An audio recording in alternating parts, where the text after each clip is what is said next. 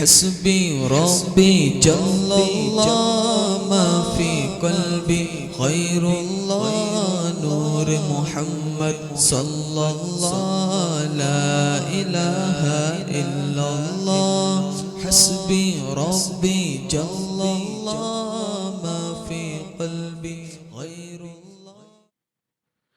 अल्लाह रब्बुल इज़्ज़त कुरान अज़ीम फ़ुरक़ान हमीद की सूरह बकरा आयत नंबर 143 के जुज़ में इरशाद फरमाता है वकज़ालिक जअलनाकुम उम्मतन वसतन, यानी और इसी तरह हमने बना दिया तुम्हें ए मुसलमानों बेहतरीन उम्मत।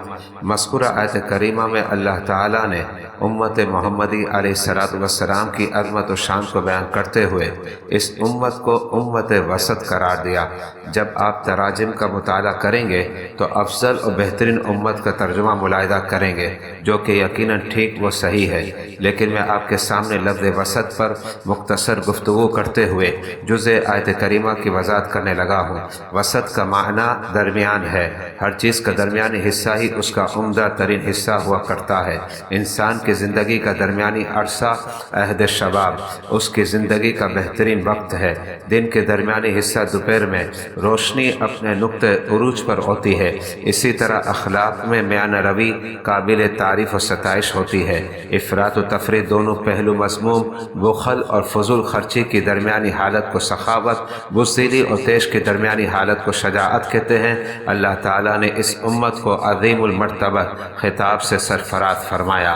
इस उम्मत के अकायद, शरीयत, निज़ाम अखलाक, सियासत और इक़्तिसाद में इफ़रात व तफरीत का गुज़र नहीं, यहाँ एतदाल है, तवाज़ुन है और मौज़ूनियत भी।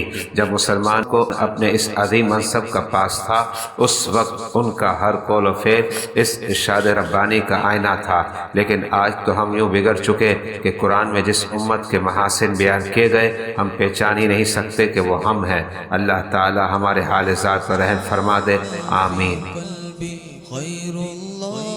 नूर मोहम्मद सल्लल्लाहु ला इलाहा इल्लल्लाह हस्बी रब्बी जल्लल्लाह मा फी क़ल्बी गैरुल्लाह नूर मोहम्मद सल्लल्लाहु ला इलाहा इल्लल्लाह।